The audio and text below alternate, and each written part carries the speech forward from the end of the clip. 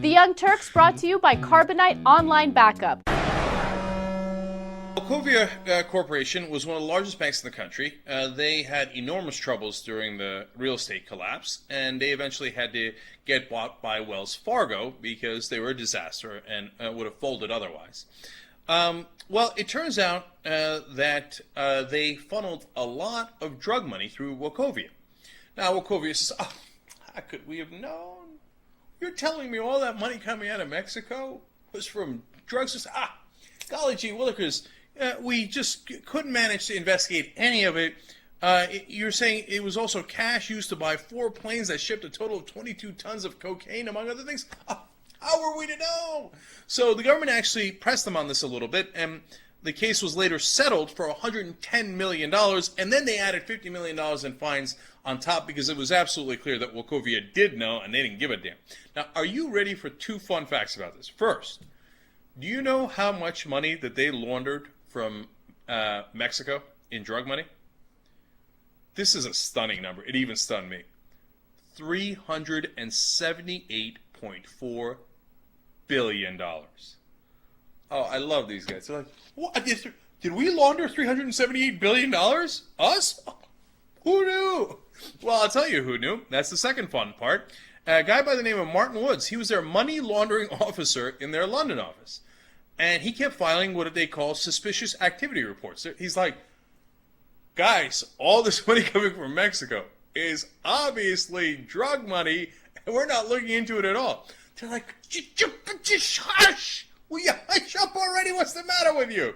So they told him that these suspicious activity reports need not have been filed, that he had no legal requirement to investigate an overseas case, and no right of access to documents held overseas from Britain. He's like, but wait a minute, I'm doing my job. I found this. This is obvious. They're like, shush! www.shush.com. So guess what they did to him? And you know it. Everybody in the country knows it. Of course, they fired him.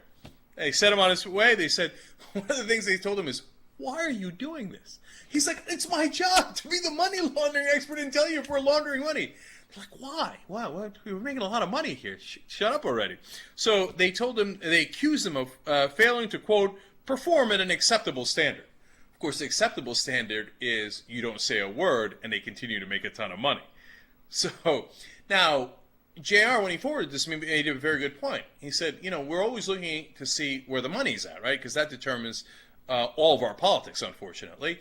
And, there's the theories that the alcohol companies don't want the competition of marijuana, and so they're against it. There's some decent evidence in favor of that, because they're the ones that contribute money to making sure that drugs do not get legalized. For example, in a recent election in California, they contributed money. But it wasn't a lot of money. It's an okay case. But this makes more sense. If banks are making a crazy amount of money from laundering $300-some-odd billion worth of drug money, they're not going to want drugs to be legalized. Then they're not going to make nearly as much money from the illegal money that they're laundering, right? So that's an interesting phenomenon. I don't know if they act based on that. What we do know is they launder the money, they know it, they did it, and they don't give a damn about it. The last interesting part of this is, remember what the banks did with Elliot Spitzer. Elliot Spitzer was the guy who was a sheriff of Wall Street. He was trying to make sure that somebody regulated the banks and that they didn't mess around with your money, right? And they hated him. And so, coincidentally, his bank happened to report a suspicious activity report on him. Not because he was even taking out chunks in $10,000, but he was taking out chunks in less than $10,000. They're like, normally at $10,000 is when you have to report to the authorities, right? But it was under $10,000, so they're like, that's also suspicious. If it's over $10,000, suspicious. Under $10,000, also suspicious. And just golly gee willikers, they happened to report it to the FBI, and the FBI happened to catch him with a prostitute. What could they do? They always do suspicious activity reports. My ass they do. When they're making millions of dollars, shush with the suspicious activity reports. When they want to throw a guy that's been fighting them the whole time under the bus, when he's the governor of New York at the time, will you look at that? Mr. FBI just found a suspicious activity report. What could I do? Come on, man. These banks are so shady, it's unreal.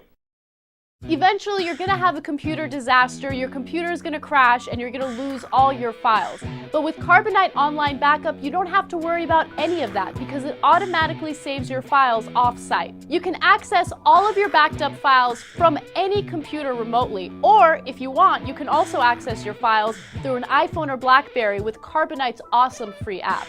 Carbonite costs just $55 a year for unlimited backup for your PC or Mac. Think about it, that's less than $5 a month.